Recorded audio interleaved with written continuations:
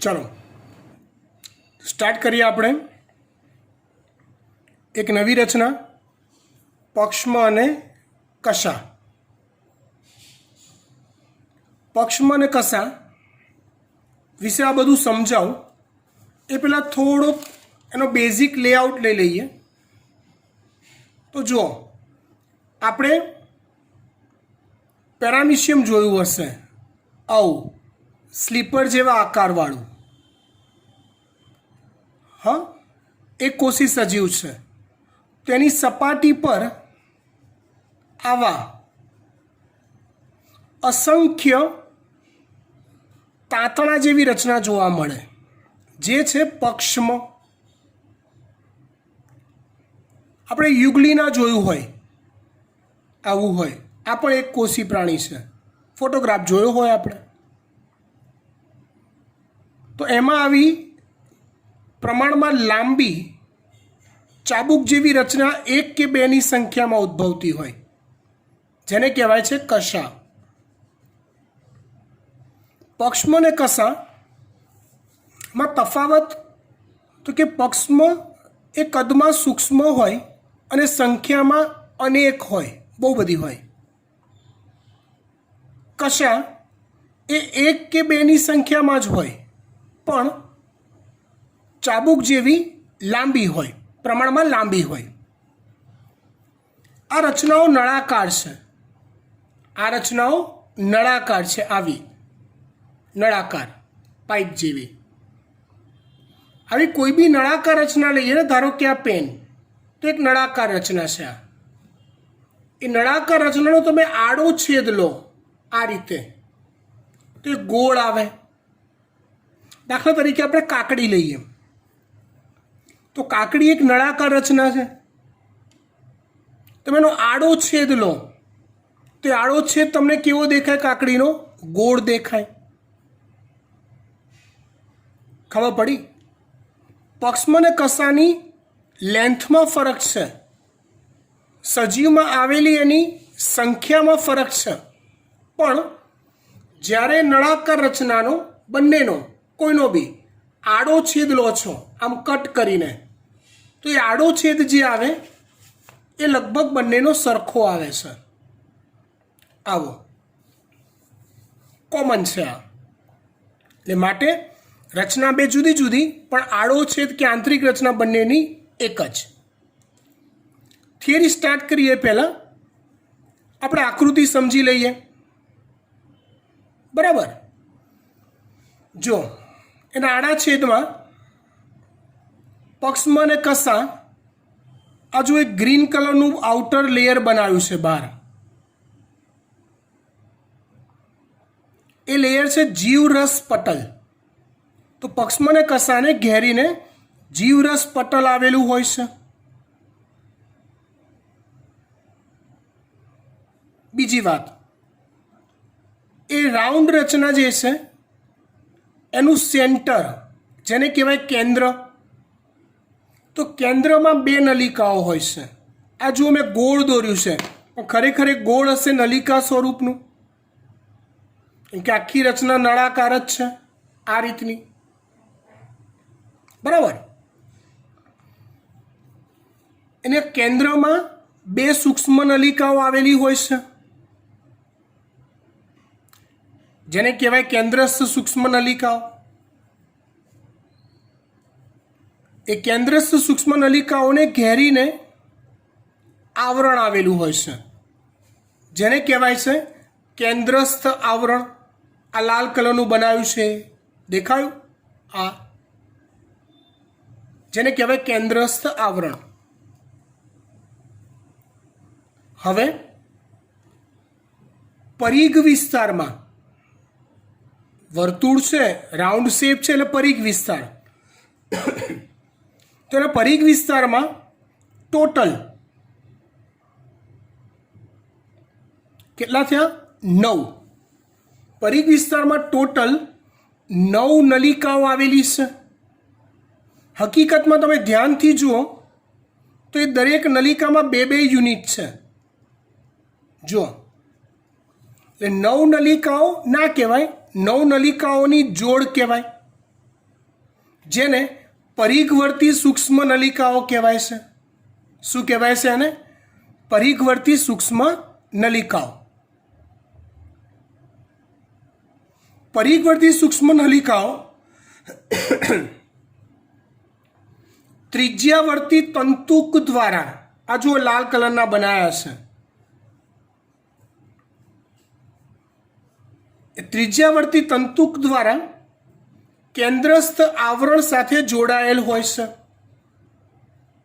આ થઈ આકૃતિની સમજૂતી. થિયરી સ્ટાર્ટ કરીએ.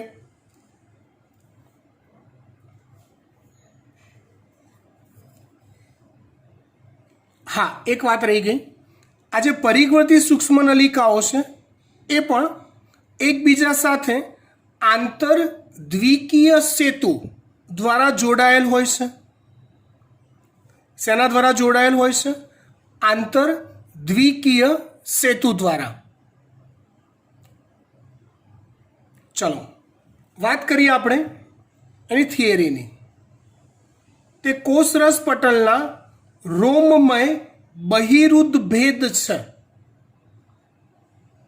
એટલે કોષરસ પટલમાંથી ઉદ્ભવે છે. અહીંયા જુઓ, બહિરનો અર્થ થાય બહારની તરફ, ઉદ્ભેદ એટલે થાય ઉદ્ભવતું હોય એવું. અહીંયા તમે જુઓ તો આ પેરામિશિયમ છે, તો આ પક્ષમાં એ કોષરસમાંથી ઉદ્ભવે છે અને બહારની તરફ લંબાયેલા છે. કોષરસમાંથી ઉદ્ભવે છે અને બહારની તરફ લંબાયેલા છે.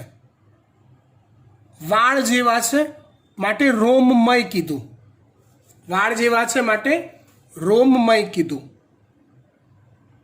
તે કોષરસ પટલના રોમમય બહારની તરફ ઉદ્ભવતી રચના છે, એટલે કે બહિરુદ્ધ ભેદ છે. પક્ષમાં એ સૂક્ષ્મ સંરચના છે જે હલેસા જેવું કાર્ય કરે છે, જે કોષની આજુબાજુ જોવા મળતા પ્રવાહીની ગતિમાં સહાય કરે છે. સમજાવું છું. પક્ષમાં સૂક્ષ્મ સંરચના છે જે હલેસા જેવું કાર્ય કરે છે. આમ કરે, હલેસા જેવું, જે કોષની આજુબાજુ જોવા મળતા પ્રવાહીની ગતિમાં સહાય કરે છે. કશા એ તુલનાત્મક રીતે, મતલબ પક્ષમાંની સાપેક્ષે તુલના કરીએ તો લાંબી રચના છે, જે કોષીય ગતિ માટે જવાબદાર છે. જે કોષીય ગતિ, કોષની પોતાની ગતિ કરવા માટે જવાબદાર છે. અહીંયા આવી જઈએ. જો પેરામિશિયમમાં જે પક્ષમાં હોય તે પક્ષમાં આમાં હલનચલન કરે, આંદોલિત ગતિ કરે, જેના કારણે આસપાસ જે પ્રવાહી હોય એ પ્રવાહીમાં પ્રવાહ સર્જવાનું કામ થાય. ચોક્કસ દિશાનો પ્રવાહ સર્જાય એ પક્ષમોની ગતિના કારણે. કશા, તો એ કશાનું જે હલનચલન છે એ યુગ્લિનાના પોતાને ગતિ માટે જવાબદાર છે. કશાની હલનચલનથી યુગ્લિના પોતે ગતિ કરી શકે છે એવું નથી. આ પક્ષમાં ને કશા ખાલી પેરામિશિયમ યુગ્લિના જેવા સજીવમાં જ છે એવું નથી. આપણા શરીરમાં પણ આવા પક્ષમાં ધરાવતા કોષો છે અને કશા ધરાવતા કોષો છે. એનું ઉદાહરણ લઈએ. ધારો કે ઉચ્ચ કક્ષાના પ્રાણીઓમાં પાચન માર્ગ લઈએ. પાચન માર્ગ આવું એક પોલાણ ધરાવતી રચના છે, જે પોલાણમાં આપણે ખોરાક નાખીએ છીએ. મુખ ગુહાથી એ પોલાણ શરૂ થાય, મળ દ્વારે પૂરું થાય. એ પોલાણમાં ખોરાક નાખીએ, એ ખોરાકનું પોલાણમાં પાચન થાય, પાચન થયા પછી અભિશોષણ થાય. એ બધું પોલાણની અંદર થાય. આવો નળાકાર પાચન માર્ગ હોય એનો આપણે આડછેદ લઈએ તો એક આવો ધારી લો, જેમાં આ વચ્ચે જે દેખાય છે એ પાચન માર્ગનું પોલાણ છે આ, અને આ જે છે એ પાચન માર્ગની ધારો કે દિવાલ છે, આ છે પોલાણ, આ છે આખી એની દિવાલ. તો પાચન માર્ગમાં પોલાણ તરફ આવેલા જે કોષો હોય ને, આ સપાટી પરના કોષો, એ પણ પક્ષમ ધરાવે છે, સૂક્ષ્મ પક્ષમ ધરાવે. જો આપણું પાચન માર્ગ ની અંદરની જે સપાટી હોય ને એ શ્લેષ્મ યુક્ત હોય. શ્લેષ્મ એટલે એક ચીકણું પ્રવાહી, એના યુક્ત હોય અંદરની સપાટી. અને આ પક્ષમ એ શ્લેષ્મમાં પ્રવાહ સર્જવાનું કામ કરે છે. ઉપયોગ સમજાવું. તમે ખોરાક જ્યારે ચાવવા લાયક હોય, લીંબુનું શરબત પીવો છો તો અલગ વસ્તુ છે, પણ કોઈ ખોરાક તમે ચાવો છો, ખાખરા જેવો કોઈ કડક ખોરાક તમે ચાવો છો, ચાવીને પછી એનો કોળિયો બનાવીને અંદર ઉતારો છો, એ સીધો અન્નનળીમાં થઈ જઠરમાં જાય. પણ બને એ કોળિયો બનીને અંદર જતો ત્યારે કેટલાક એના સૂક્ષ્મ કણ એ અન્નનળીમાં, કંઠનળીમાં ક્યાંક રહી ગયા હોય, તો એને શું ત્યાંના ત્યાં જ રાખવાના? ના, એને બી જઠરમાં ધકેલવાના. તો એના માટે જે શ્લેષ્મ હોય ને, આ પક્ષમાં આમ ગતિ કરતા હોય, આમ આ રીતે. માટે શ્લેષ્મનો પ્રવાહ નીચેની તરફનો જતો હોય, અને પરિણામે નીચે તરફ જતા જતા જતા ખોરાકના જે સૂક્ષ્મ કણ છે એ શ્લેષ્મના પ્રવાહમાં તરતા તરતા જઠર સુધી પહોંચી જાય. આમ પક્ષમાં પ્રવાહ સર્જવાનું કામ કરે, આંદોલિત ગતિ કરીને, હલેસા જેવી ગતિ કરીને. સમજી ગયા? ગુડ. કશા તો સેમ વે. કશા ખાલી કોષીય ગતિ માટે જવાબદાર, ખાલી યુગલીનામાં જ છે એવું નથી, આપણામાંય કશા હોય છે. મનુષ્યમાં પ્રજનન કોષ તરીકે શુક્રકોષ હોય છે.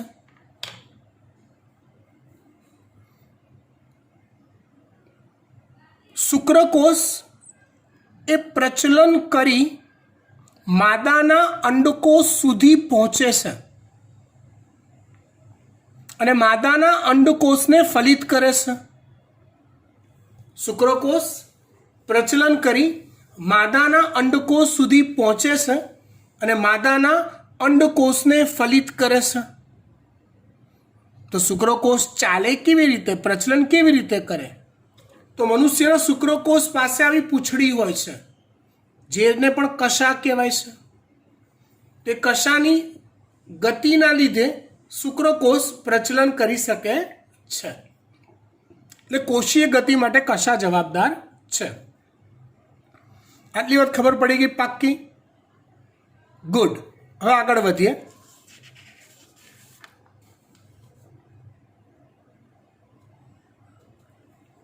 આદિકોષ કેન્દ્રી કોષમાં જોવા મળતી કશાની રચના એ સુકોષ કેન્દ્રીમાં જોવા મળતી કશા કરતાં અલગ હોય છે. હજી આદિકોષ કેન્દ્રી કોષ વિશે આપણે ભણવાનું બાકી છે. બેક્ટેરિયાના કોષની રચના વિશે બાકી છે ભણવાનું. એમાં બી કશા આવશે, પણ એ કશાની આંતરિક રચના અને આપણી કશા એટલે સુકોષ કેન્દ્રી કોષોમાં જોવા મળતી કશાની આંતરિક રચના જુદી જુદી છે.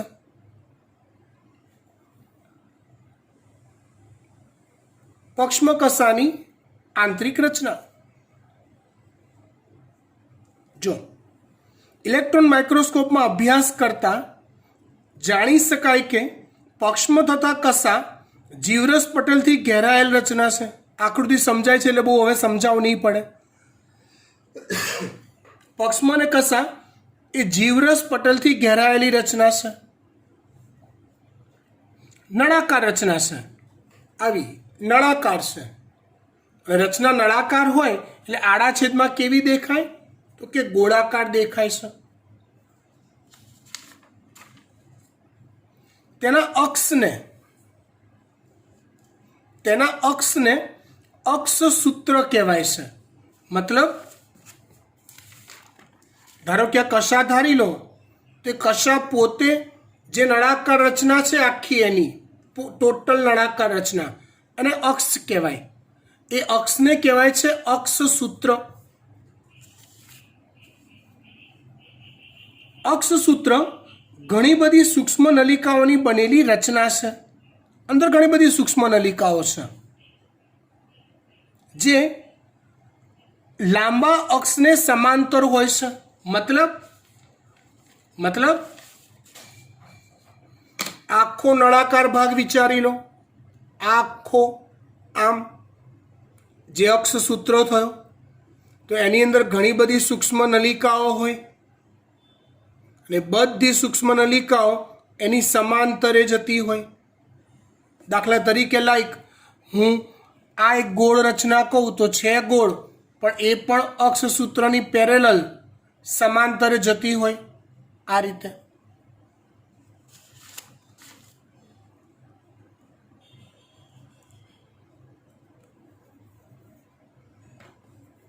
અક્ષસૂત્રના કેન્દ્રમાં બે કેન્દ્રસ્થ સૂક્ષ્મ નલિકા આવેલી હોય છે.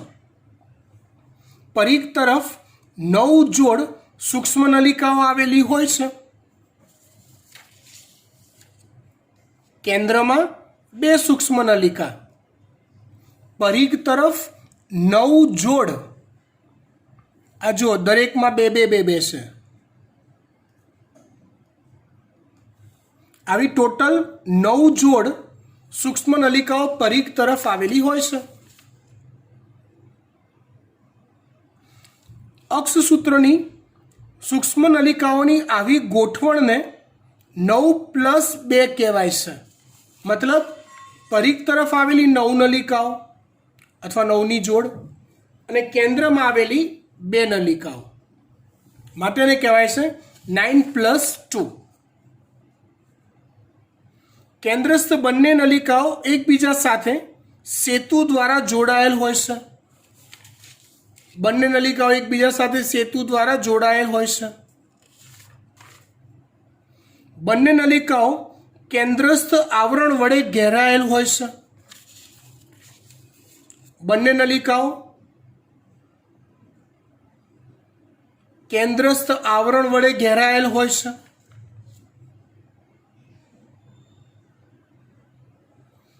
કેન્દ્રસ્થ આવરણ પરિઘીય નલિકાઓની પ્રત્યેક જોડ સાથે ત્રિજ્યાવર્તી તંતુક વડે જોડાયેલ હોય છે.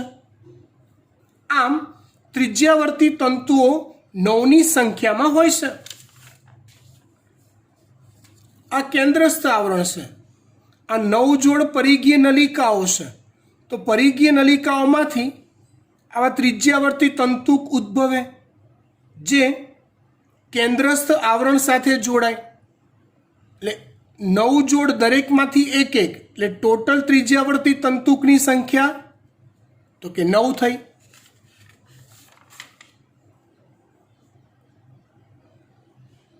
પરિઘીય જોડ પણ એકબીજા સાથે આંતરદ્વિકીય સેતુ વડે જોડાયેલ હોય છે. પરિઘીય જોડ પણ એકબીજા સાથે આંતરદ્વિકીય સેતુ દ્વારા જોડાયેલ હોય છે. ક્લિયર? પક્ષમાં અને કસા તારા કેન્દ્રના તલકાય જેવી રચનામાંથી ઉદ્ભવે છે. આ મુદ્દો હમણાં થોડીક વાર પછી હું સમજાવું છું. થોડીક વારમાં જ આપણે તારા કેન્દ્ર વિશે ભણીશું ને ત્યારે આ મુદ્દાની ચર્ચા થશે. ઓકે, અહીંયા આપણે પક્ષમાં અને કસાની ચર્ચા પૂરી કરીએ છીએ. ત્યાર પછી બીજી થિયરી જોઈએ, કોષ રસ કંકાલ. કઈ થિયરી? કોષ રસ કંકાલ. તો ચલો તમને હું એવું પૂછું કે કંકાલ એટલે શું? કંકાલ એટલે શું? તો તમે શું કહેશો? કંકાલ એટલે શું થાય? તો કંકાલ એટલે થાય હાડકા. સિમ્પલ. ચલો, હાડકાનું કાર્ય શું? આપણા શરીરમાં હાડકા શું કરે? તો તમે કહેશો કે શરીરને આકાર આપે, શરીરનું રક્ષણ કરે, યાંત્રિક મજબૂતાઈ આપે. આવા કામ હાડકા કરે. બરાબર ને? ઓકે. તો કોષ માટે કોષરસમાં આવેલી એવી રચનાઓ કે જે કંકાલ સમાન કાર્ય કોષ માટે કરતી હોય. કોષરસમાં આવેલી એવી રચનાઓ કે જે કંકાલ સમાન કાર્ય કોષ માટે કરતી હોય એને કહેવાય છે કોષરસ કંકાલ.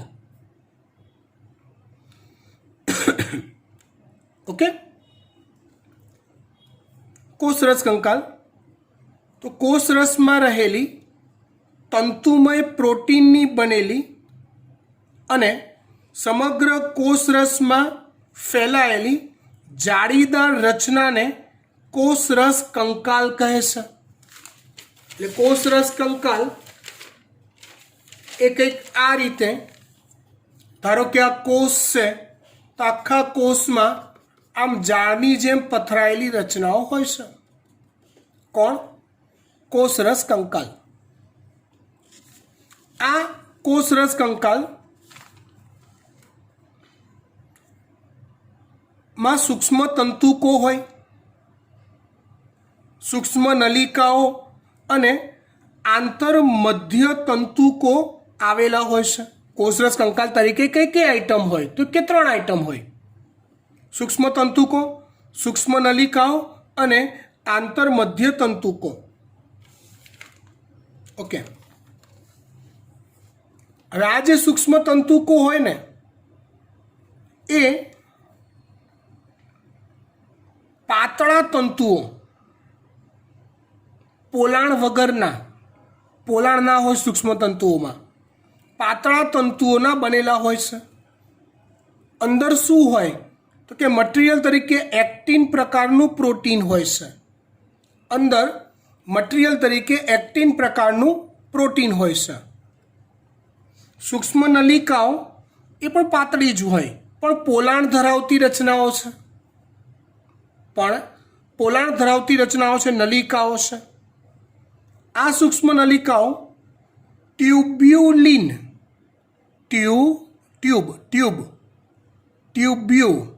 ટ્યુબ્યુ, ફરીવાર ટ્યુબ્યુ, આવડી ગયું? યસ, ટ્યુબ્યુલિનની બનેલી રચના છે. આ પણ એક પ્રોટીન છે, ટ્યુબ્યુલિન પણ. મધ્યવર્તી તંતુઓ એ તંતુમય છે, પોલાણ નથી ધરાવતા, પણ મજબૂત પ્રોટીનની બનેલી રચના હોય છે. આ નોલેજ માટે છે. ફરી એકવાર, કોષરસ કંકાલ કોષરસમાં રહેલી તંતુમય પ્રોટીનની બનેલી સમગ્ર કોષરસમાં ફેલાયેલી જાળીદાર રચનાને કોષરસ કંકાલ કહે છે, જે સૂક્ષ્મ તંતુકો, સૂક્ષ્મ નલિકાઓ અને આંતરમધ્ય તંતુકોની બનેલ હોય છે. કોષના વિવિધ કાર્યો જેવા કે યાંત્રિક મજબૂતાઈ આપવી, ચલિતતા અને કોષોનો આકાર જાળવી રાખવો જેવા કાર્યો સાથે કોષરસ કંકાલ સંકળાય છે. ચલિતતા કીધું, ચલિતતા. તો જુઓ ભાઈ, આગળ જે કશા આપી હતી ને તમને, આરે, તો એ કશા પણ એક પ્રકારનો કોષરસ કંકાલ જ કહેવાય. પક્ષમાં પણ એક પ્રકારનો કોષરસ કંકાલ જ કહેવાય. બરાબર? ઓકે. કોષરસ કંકાલની ચર્ચા અહીંયા પૂરી કરીએ છીએ. ત્યાર પછી નવી થિયરી સ્ટાર્ટ કરીએ આપણે, જેને કહીશું તારાકાય અને તારા કેન્દ્ર. તારાકાય અને તારા કેન્દ્ર.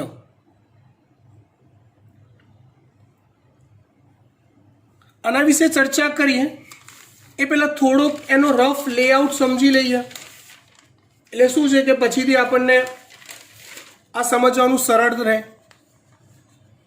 જો તારા કેન્દ્ર જે છે ને, જો આ જે રફ કામ છે ને બેટા, એ તમને ખબર છે, અને લેક્ચરમાં આગળ મેં તમને મોકલ્યો પણ વોઇસ નહોતો આવતો, એટલે આ કામ એ વખતે તૈયાર કરેલું હતું, બરાબર. બાકી આ એ વખતે જ લખેલું છે. હા, તારાકાય કે તારા કેન્દ્ર એ ફક્ત પ્રાણી કોષોમાં જ જોવા મળે છે. ફક્ત શેમાં જોવા મળે છે? પ્રાણી કોષોમાં. વનસ્પતિ કોષોમાં તે હોતા નથી. ફક્ત ક્યાં જોવા મળે છે? પ્રાણી કોષોમાં જ. પ્રાણી કોષનું ધારો કે આ કોષ કેન્દ્ર છે, આ રહ્યું. તો કોષ કેન્દ્રની નજીક આવી બે નળાકાર રચનાઓ હોય કે જે એકબીજાને કાટખૂણે ગોઠવાયેલી હોય. મોટી કરીને જોઈએ. કોષ કેન્દ્રની નજીકમાં આવેલી આવી બે નળાકાર રચનાઓ હોય કે જે એકબીજાને કાટખૂણે ગોઠવાયેલી હોય. રાઈટ? આવી એક નળાકાર રચનાને એક તારા કેન્દ્ર કહેવાય. આ બીજું તારા કેન્દ્ર. તારા કેન્દ્ર, તારા કેન્દ્ર, બે તારા કેન્દ્ર. પણ જ્યારે આ બે તારા કેન્દ્રો એકબીજાને કાટખૂણે ગોઠવાયેલા હોય ને, આવા ચોક્કસ 90 એંગલ્સથી, ત્યારે એ બંનેનું જે કોમ્બો પેક બને અથવા બંનેની જે સંયુક્ત રચના બને આખી, એને કહેવાય તારાકાય. ખબર પડી? તારાકાય એ સંયુક્ત રચનાનું નામ છે, જેમાં બે તારા કેન્દ્રો એકબીજાને કાટખૂણે ગોઠવાયેલા હોય છે. સમજી ગયા? ગુડ.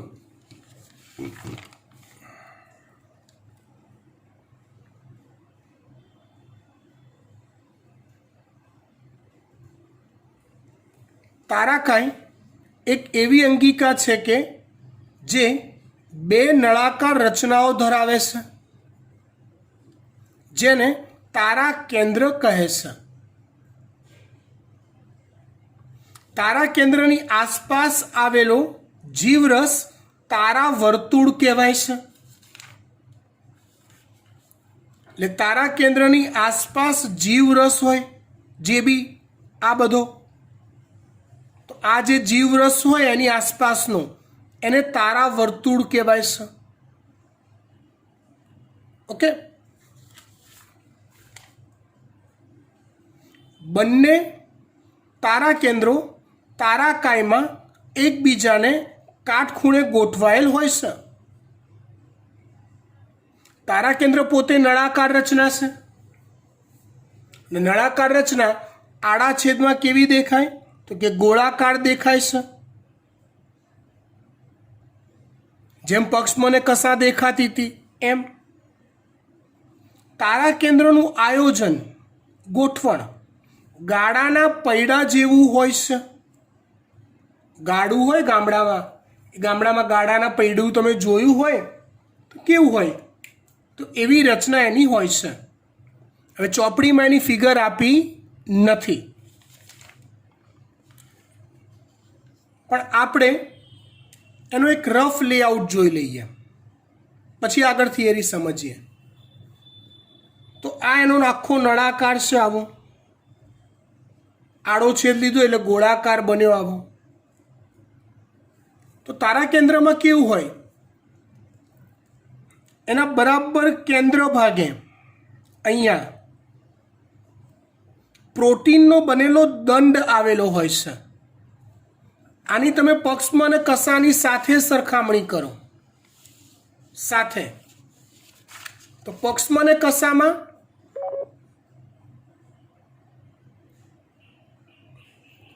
કસામાં કેન્દ્રસ્થ બે નલિકાઓ હોય, જ્યારે અહીંયા પ્રોટીનનો બનેલો દંડ હોય. એની ફરતે આવી ટોટલ 9 9 નલિકાઓ હોય જે પ્રત્યેક 3 પેટા નલિકાઓની બનેલી હોય. પક્ષમ અને કસામાં એ રચના 2 પેટા નલિકાઓની બનેલી હતી. જો નલિકાઓની જોડ કહેતા હતા. અહીંયા એવા 3 યુનિટ છે જેને ત્રેખડ કહેવાય. શું કહેવાય એને? ત્રેખડ. મધ્યમાં કોઈ નલિકા નથી. મધ્યમાં એક પ્રોટીનનો દંડ છે આવો નક્કર. પરિઘમાં 9 નલિકાઓ છે, દરેક ત્રેખડ સ્વરૂપે છે. આ 9 નલિકાઓ એકબીજા સાથે ત્રિજ્યાવર્તી તંતુઓ દ્વારા જોડાયેલ હોય છે. કેન્દ્રસ્થ પ્રોટીનના દંડ સાથે પણ એ ત્રિજ્યાવર્તી તંતુઓ દ્વારા જોડાયેલ હોય છે.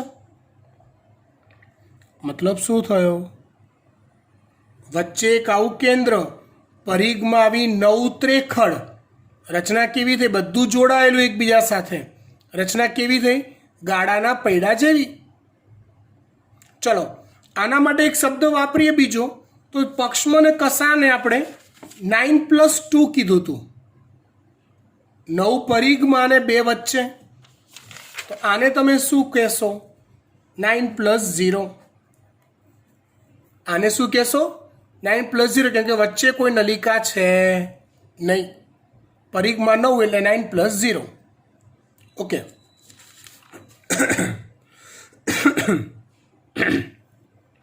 તારા કેન્દ્રનું આયોજન ગાડાના પૈડા જેવું હોય છે. તારા કેન્દ્ર પરિઘીય વિસ્તારમાં સરખા અંતરે ગોઠવાયેલા 9 ટ્યુબ્યુલિન સૂક્ષ્મ નલિકાઓની બનેલી સંરચના છે. હમણાં જોયું આપણે. પ્રત્યેક પરિઘીય નલિકા ત્રેખડ સ્વરૂપે ગોઠવાયેલ હોય છે. પાસેના ત્રેખડ એકબીજા સાથે સૂક્ષ્મ તંતુકો વડે જોડાયેલ હોય. પાસેના ત્રેખડ એકબીજા સાથે સૂક્ષ્મ તંતુકો દ્વારા જોડાયેલ હોય. તારા કેન્દ્રનો કેન્દ્રસ્થ ભાગ પણ પ્રોટીનનો બનેલો હોય છે, જેને મધ્ય દંડ કહે છે. પ્રોટીનનો દંડ હોય વચ્ચે. ત્રેખડની પ્રત્યેક સૂક્ષ્મ નલિકાઓ પ્રોટીનના બનેલા ત્રિજ્યાવર્તી તંતુકો વડે મધ્ય દંડ સાથે જોડાયેલી હોય છે. માટે રચના ગાડાના પૈડા જેવી બને. કાર્ય: પક્ષમ અને કસા નો તલકાય બનાવે છે. કોણ? તારાકાય અથવા તારા કેન્દ્ર. હવે તમે એકતા મેમનો લેક્ચર ની અંદર વિકાસ અને વિભેદન જેવા શબ્દો ભણી ચૂક્યા હશો. કયા શબ્દો? વિકાસ અને વિભેદન. તો સમજો, ધારો કે આ કોઈ કોષ છે. તો જ્યારે કોઈ કોષ સર્જાય છે ને, અને આ કોષનું પરિપક્વ થયેલું સ્વરૂપ એક આવું છે કે જેમાં બધી પક્ષમ છે. તો કોષ પાસે શરૂઆતમાં તારા કેન્દ્ર હોતા નથી. કોષ પાસે શરૂઆતમાં પક્ષમ અને કસા હોય નહીં. એના કોષ વિભાજનથી એનું નિર્માણ થયું હોય ત્યારે, જેને પ્રાઇમરી કોષ કહેવાય. એમાં આવા 2 તારા કેન્દ્રો હોય, તારાકાય સ્વરૂપે. હવે એ કોષને વિભેદન કરવું પડે અથવા પરિપક્વ થવું પડે. એ પરિપક્વ થાય ત્યારે આ તારાકાય પોતાની સંખ્યા વધારી આ રીતે જીવરસમાં, કોષરસમાં કિનારી પર ગોઠવાઈ જાય. અને એમાંથી પછી મતલબ એ પોતે કન્વર્ટ થઈ ગયું. તારાકાય આજે જુઓ જેમાંથી પક્ષમાં સર્જાય છે ને, એ રચનાને તલકાય કહેવાય છે. તારાકાય શેમાં ફેરવાઈ જાય છે? તો કે તલકાયમાં ફેરવાઈ જાય છે. શેમાં ફેરવાઈ જાય? તલકાયમાં. અને એમાંથી પછી પક્ષમનો ઉદ્ભવ થાય.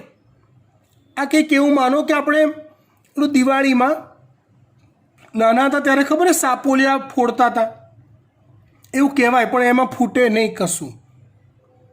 ઓલું દાડમની ગોળીઓની ટીકડી આવે ને એવી ટીકડીઓ આવે, તમારે 5-7 ભેગી મૂકી દેવાની, તારા મંડળ સળગાઈ ને એની પર મૂકો તો ટીકડીમાંથી સાપ બહાર આવે અને કાળો કાળો ગંદો સ્મેલ આવતો ધુમાડો આવે. યાદ છે? હા. તો એવું માની લો કે આ છે ટીકડી છે અને ટીકડીમાંથી ઉદ્ભવતો આ સાપ છે.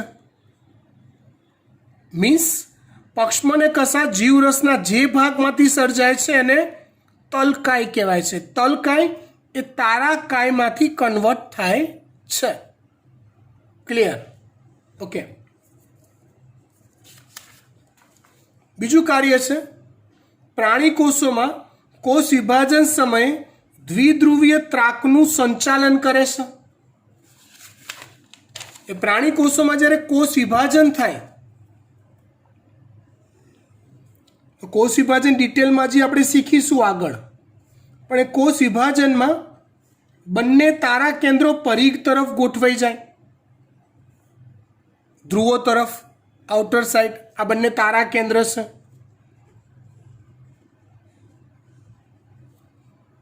અને રંગસૂત્રો કોષમાં જેટલા બી હોય બધા વચ્ચે ગોઠવાઈ જાય.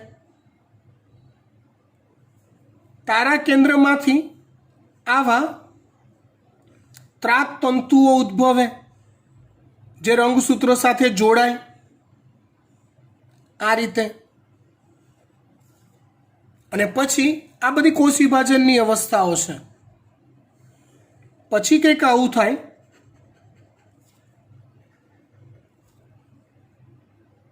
એ દ્વિધ્રુવીય ત્રાકનું સંકોચન થાય. એવું વિચારો, ઓલું સ્પાઈડરમેન નું પિક્ચર જોયું હોય તો એક કબાટને પેલું સ્પાઈડરમેનના તાર અડે ને સ્પાઈડરમેન પછી એને ખેંચે એટલે આખું કબાટ ઉલડીને સ્પાઈડરમેનની બાજુ આવી જાય. સેમ વે રંગસૂત્રો અહીંયા તૂટે એટલે એના ટુકડાઓ આવા 2 ભાગમાં વહેંચાઈ જાય. આ રીતે કોષ વિભાજન માટેની આ એક અનિવાર્ય નેસેસરી ઘટના છે જે દ્વિધ્રુવીય ત્રાક દ્વારા થાય છે, જેનો ઉદ્ભવ કરવો, તારા કેન્દ્ર સાથે જોડવું, પછી પાછું એનું ખેંચવું એટલે રંગસૂત્ર અહીંથી તૂટે. આ રીતે અને અલગ પડી જાય. આ બધું સંચાલન